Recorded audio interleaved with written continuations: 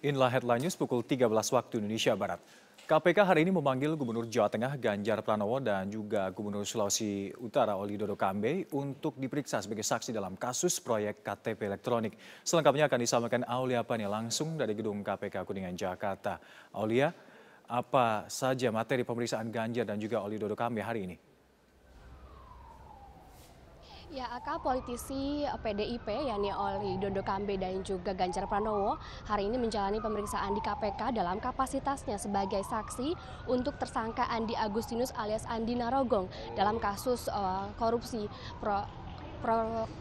KTP elektronik maksud kami. Dan tadi Ganjar Pranowo ini sudah selesai menjalani pemeriksaan dan hanya menjalani pemeriksaan selama kurang lebih 2 jam mulai dari pukul 10 sampai dengan pukul 12.00.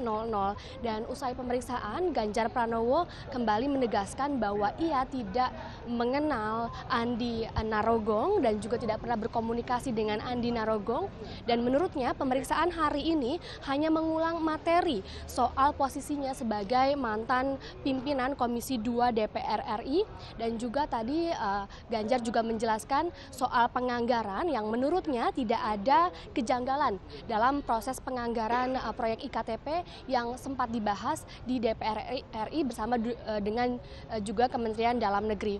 Dan Alka, selain memanggil Ganjar Pranowo, hari ini KPK juga memanggil mantan Ketua Banggar DPR RI yakni Oli Dodo Kambe.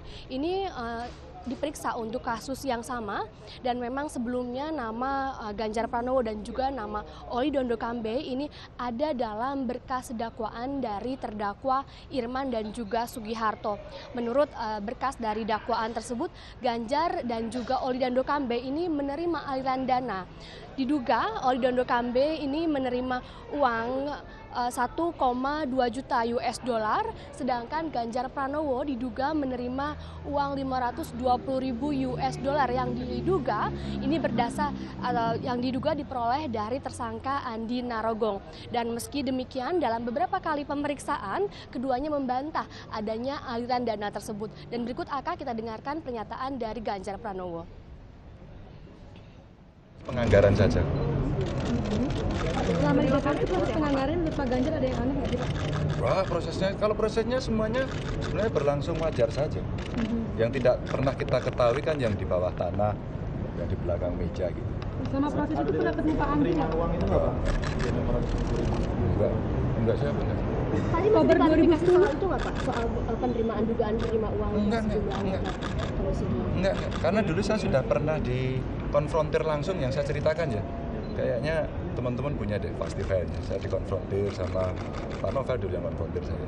Apakah saudara si pemberi uangnya itu? Ya, Alka. Baik, Aulia, selain Ganjar Pranowo dan juga Oli Dodo Kambe, siapa lagi yang diperiksa oleh KPK dan dipanggil hari ini?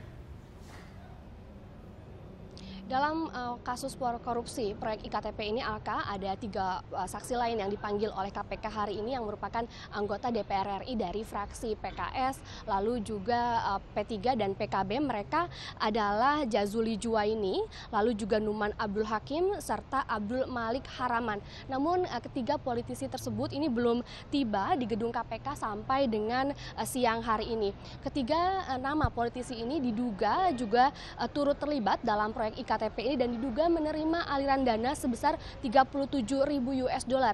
Ini tercantum dalam berkas dakwaan dari terdakwa Irman dan juga Sugiharto. Dan meski demikian, Alka, sampai saat ini pihak KPK masih terus akan memanggil sejumlah saksi-saksi, dan berdasarkan keterangan dari juru bicara KPK Febri Diansyah kemarin, KPK pekan ini akan memfokuskan untuk memanggil sejumlah anggota DPR RI dalam perkara dugaan korupsi pengadaan IKTP, dan pemeriksaan ini untuk mengklarifikasi terkait dengan adanya ataupun ada dugaan aliran dana yang sebelumnya masuk dalam tuntutan berkas perkara IKTP. Termasuk juga di dalamnya ini ada indikasi korupsi dalam proses penganggaran, lalu juga ada indikasi sejumlah pertemuan informal maksud kami yang dilakukan oleh sejumlah pejabat dengan para anggota dewan ini. Dan kemarin juga KPK sudah memanggil mantan anggota anggota Komisi 2 DPR RI yang kini menjabat sebagai Menkumham, yakni Yasona Lawli,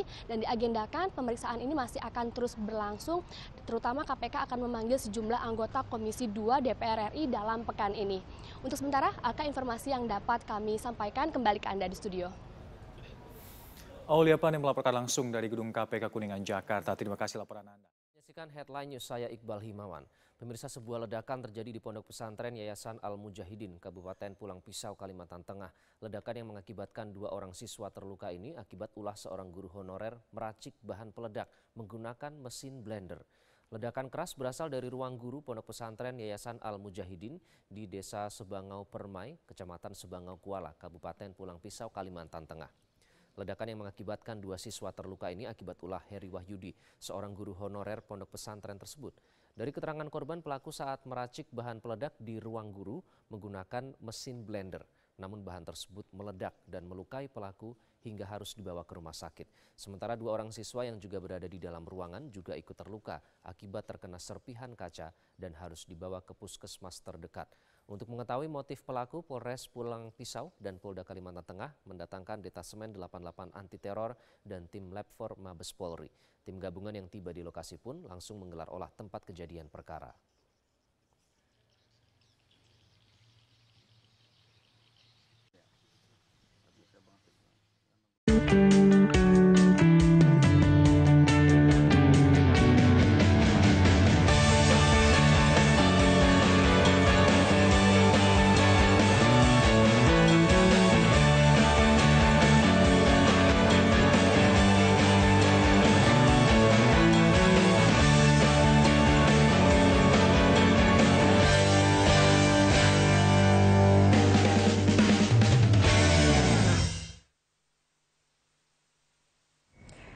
Mantan Presiden Amerika Serikat Barack Obama menyerukan agar masyarakat Indonesia dan dunia menghindari diskriminasi serta segregasi keagamaan. Sebab saat ini dunia menghadapi masalah besar terkait toleransi.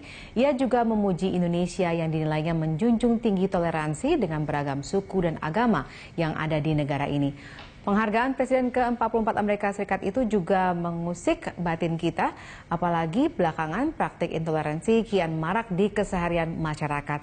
Padahal bangsa ini dibangun di atas perbedaan. Lalu sudah cukupkah upaya kita untuk menjaga nilai-nilai toleransi dan persatuan?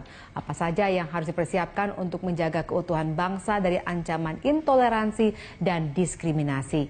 Pantai Talk hari ini bersama saya Valerina Daniel akan membahasnya bersama para narasumber yang telah hadir di studio kami, pengamat hubungan internasional dari Universitas Indonesia, Suzy Sri Suparin S. Sudarman, dan Ketua Dewan Pengawas Indonesia Diaspora Network Global, Dino Patijala dari Kantor Indonesian Diaspora Network di Sudirman, Jakarta Selatan.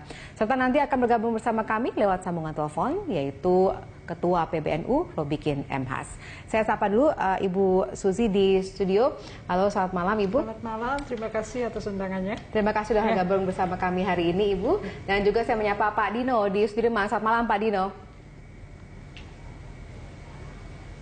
Selamat malam Valerina. Iya, Pak Dino, ini sebagai penggagas dan juga mungkin yang penyelenggara Kongres Diaspora Indonesia, apa menurut Anda inti dari pesan yang disampaikan oleh Obama dalam pidatonya kemarin?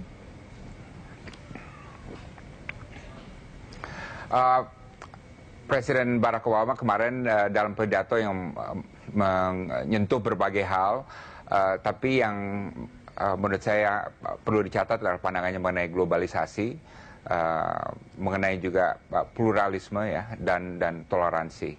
Dan mengenai globalisasi, beliau mengingatkan bahwa di negara barat pun anak-anak muda yang dulu sukses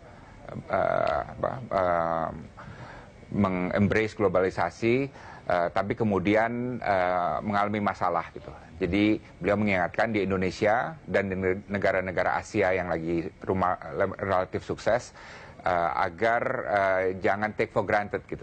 Sekarang kita lagi bagus nasibnya ya, pertumbuhan lumayan tinggi dibanding negara-negara barat, tapi jangan lupa melakukan hal-hal yang penting dilakukan agar 20 tahun ke depan kita tidak menjadi pihak yang kalah, tapi tetap menjadi pihak yang menang dalam menghadapi globalisasi. Baik, ini kalau kita bisa bilang Obama kali ini ibaratnya mudik ke Indonesia karena memang pernah tinggal di Indonesia. Nah, dari pesan-pesan Obama tersebut apakah disampaikan karena memang pernah mengalami di Indonesia atau memang ia memandang Indonesia sebagai negara yang mungkin bisa menjadi satu komponen yang kuat di dunia karena memiliki jumlah masyarakat muslim terbesar di dunia? Saya kira dua-duanya. Pertama, Obama merasa mempunyai suatu kaitan emosional dan juga intelektual dengan Indonesianya. Mengapa? Karena dia pernah tinggal di Indonesia dan ibunya juga banyak melakukan penelitian mengenai kondisi sosial dan ekonomi di Indonesia.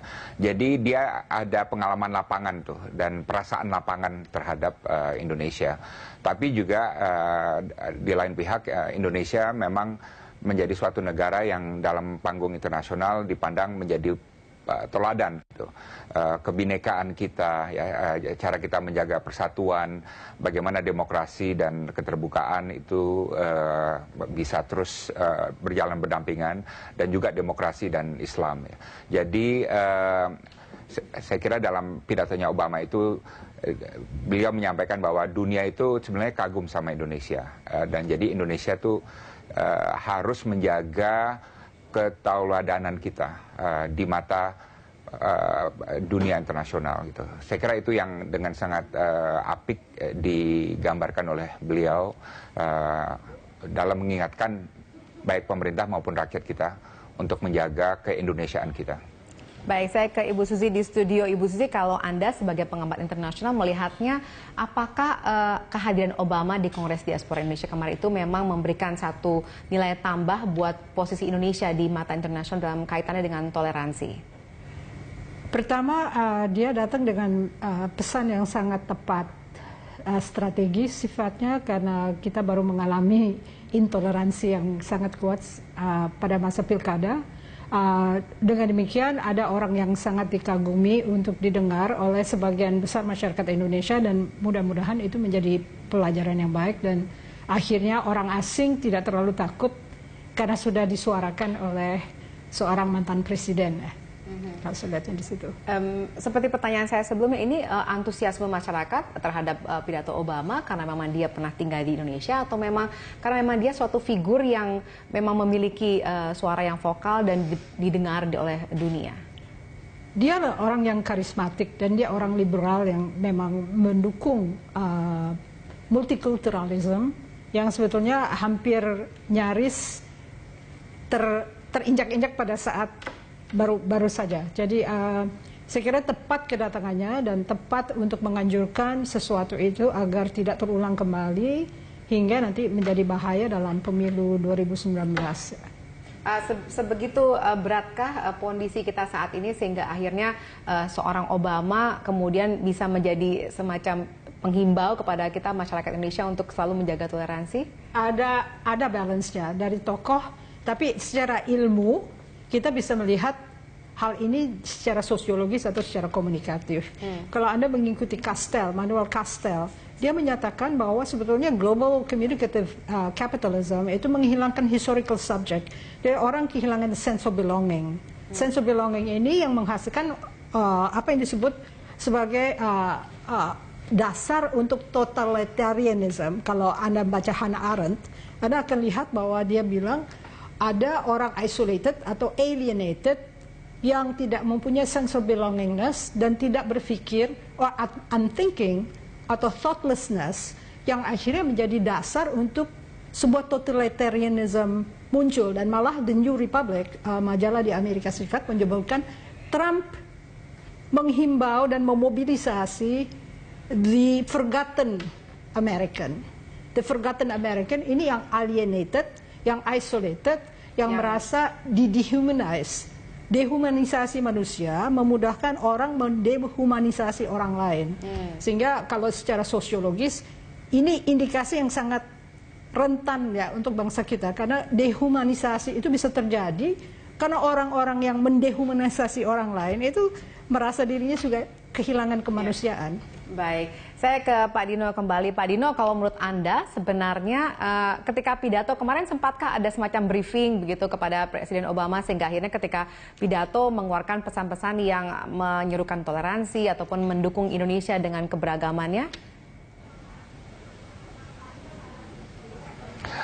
Kalau briefing sih enggak, tapi yang ada adalah tech talk ya antara saya dan tim Obama mengenai apa yang kira-kira terbaik untuk kita bahas dan apa yang kira-kira ingin didengar oleh rakyat Indonesia. Dan kelihatan sekali bahwa pesan disampaikan oleh Presiden Barack Obama itu benar-benar thoughtful, dipikirkan dengan cukup matang gitu ya. Jadi bukan asal pidato saja, tapi benar-benar pertama menyentuh hal yang perlu diketahui di Indonesia, tapi juga menyentuh isu-isu global mengenai lingkungan hidup, mengenai perubahan iklim, mengenai inequity, mengenai kemiskinan, mengenai konflik, radikalisme dan lain sebagainya. Kalau menurut saya ini adalah salah satu event yang paling menarik atau paling penting di Indonesia untuk tahun ini nih, karena message yang disampaikan dan siapa yang hadir di sana juga. Ini mungkin juga sama dengan kondisi di Amerika saat ini ya, sehingga akhirnya dalam pidatonya yang kemarin saya juga dengar ada pesan-pesan juga terhadap pemerintahan Trump. Apakah ini juga menjadi pesan yang mungkin senada dengan keberadaan negara kita saat ini, kondisinya terkait dengan toleransi, Pak Dino?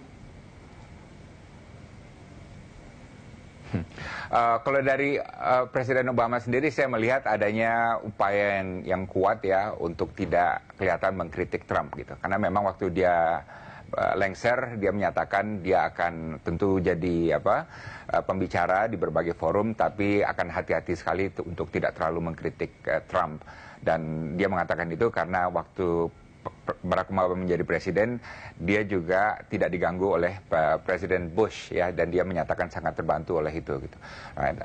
Tapi memang isu-isu yang disampaikannya itu lebih kepada level global ya, yang isu-isu yang dirasakannya itu benar-benar penting bagi situasi dan kondisi dunia sekarang ini gitu. Apakah dia terpancing atau tertarik pada isu-isu yang ada di Indonesia belakangan ini, misalnya masalah aksi intoleransi dan lain sebagainya. Saya yakin beliau telah di briefing oleh timnya sebelum datang mengenai kondisi politik di Indonesia, dan saya yakin juga apa yang disampaikan beliau juga mempertimbangkan perkembangan terakhir dan apa yang ingin beliau sampaikan mengenai apa yang terbaik bagi Indonesia untuk ke depan. Baik, kita harus jeda sejenak, tapi mungkin nanti kita akan membahas lebih lanjut mengenai sebenarnya tantangan apa yang harus dihadapi oleh Indonesia terkait dengan kondisi saat ini, terkait dengan toleransi di dunia, dengan keberagaman yang kita miliki di Indonesia. Kami akan kembali saja berikut ini, pemirsa.